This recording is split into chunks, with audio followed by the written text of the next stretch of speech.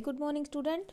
मैं जैसे कि आप जानते हो पहले वीडियो में आपको बता चुकी हूँ कि पद परिचय हम किस प्रकार करते हैं और किसके पद परिचय में क्या क्या जरूरी बातें होती है, मैं आपको सब बता चुकी हूँ। आज मैं केवल उदाहरण देकर समझाऊंगी कि हम पद परिचय किस प्रकार से करते हैं। जैसे पहला हमारा वाक्य है, काला घोड़ा तेज भागता है।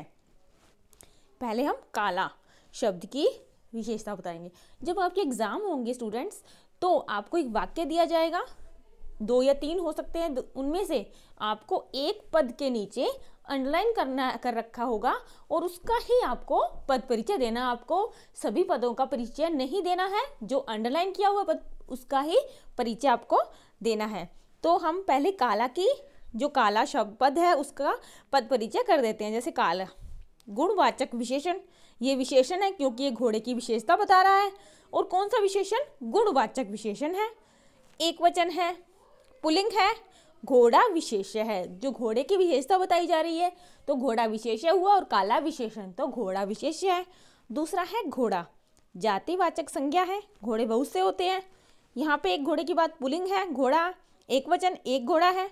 भागता है क्रिया का कर्ता, इस वाक्य में क्रिया हो रही है भागता है और उस क्रिया का कर्ता घोड़ा है।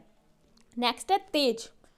अब तेज भागता है, भागने की क्रिया हो रही है और कैसे भाग रहा है? तेज। तो यहाँ पे ये क्रिया विशेषण है और क्रिया विशेषण कौन सा है? रीतिवाचक, यानी कैसे भाग रहा है? तेज भाग रहा है। तो यहाँ पे लिखेगा हम रीतिवाचक क्रिया विशेषण, भागता है क्रिया की विशेषता प्रकट कर रहा है। नेक्स्ट है भागता है, ये है अकर्मक क्रिया।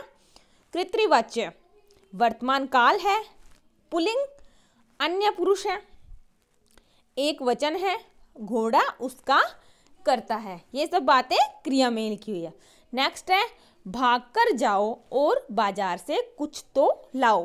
तो यहाँ पे सबसे पहले भागकर, भागकर क्या है? हमारी क्रिया है लेकिन पूर्वकालिक क्रिया, यानी बाजार से कुछ लेकर आना है, पहले क्या करना है? भागकर जाना है।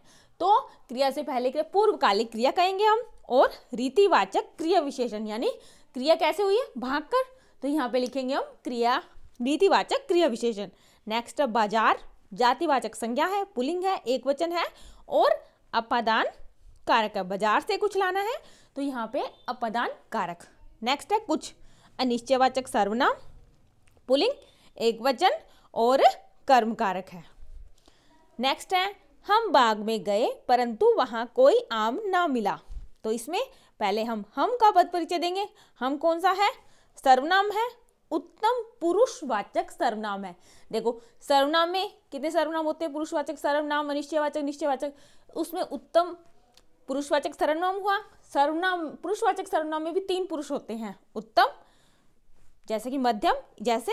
तो इनमें आपको बताना है कि कौन सा पुरुषवाचक सर्वनाम है। तो यहाँ पे उत्तमवाचक सर्वनाम है, यहाँ पे हो गया। नेक्स्ट है पुल्लिंग बहुवचन, कर्ता कारक और गए क्रिया का कर्ता है। नेक्स्ट है बाग में, तो जातिवाचक संज्ञा है बाग, पुल्लिंग है, एक वचन है और अधिकरण कारक है क्योंकि बाग में गए हैं तो अधिकरण कारक होगा। नेक्स्ट है गए, अकर्मक क्रिया है, उत्तम पुरुष है, पुल्लिंग बहुवचन है और भूतकाल है क्योंकि भूतकाल में गए थे। नेक्स्ट है परंतु, व्याधिकरण समुच्चय बोध। जैसे कि आप जानते हैं कि परंतु और किंतु ये सब क्या होते हैं? व्याधिकरण समुच्चय बोधक और 2 वाक्यों को जोड़ने का कार्य कर रहा है। और वहां नेक्स्ट है कोई, संख्यावाचक विशेषण, पुल्लिंग वहां स्थानवाचक क्रिया विशेषण, ये वहां की बात हो रही है तो यहाँ पे लिखना आपको स्थानवाचक क्रिया विशेषण। नेक्स्ट है कोई, संख्यावाचक विशेषण है, पुल्लिंग है, एक वचन है और आम विशेष्य का विशेषण है क्योंकि आम एक शब्द है, उसके आगे लगा है कि कोई आम, तो आम की विशेषता बता रहा है कि कोई, तो यहाँ पे आप लिखना है आम विशेष्य का विशेषण, संख्यावाचक विशेषण आम। जातिवाचक संज्ञा है, पुल्लिंग है, एक वचन है और कर्म कारक है। नेक्स्ट है मिला, सकर्मक क्रिया, मिल धातु, अन्य पुरुष, पुल्लिंग, एक वचन, भूतकाल। निश्चार्थ कंपल्सरी नहीं है, यहाँ पे आप कृत्रिवाच्य लिख सकते हैं। नेक्स्ट है किशन 10वीं कक्षा में बैठा है।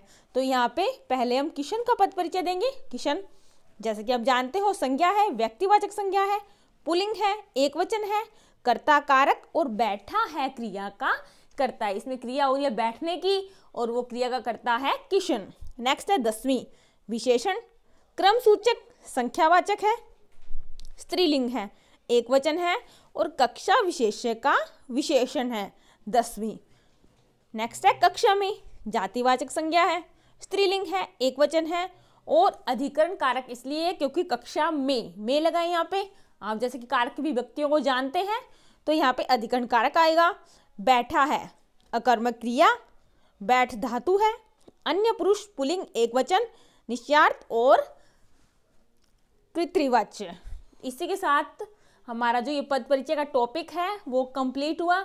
मैंने आपको उदाहरण देकर समझा दिया है कि आपको एग्जाम में पद परिचय किस प्रकार से करना है। काफ़ी इजी है। अगर आपको संज्ञा, सर्वनाम, विशेषण क्रिया ये सब आपको आते हैं तो आप आसानी से पद परिचय कर दोगे। आई होप कि आपको अच्छे से समझ आ गया होगा।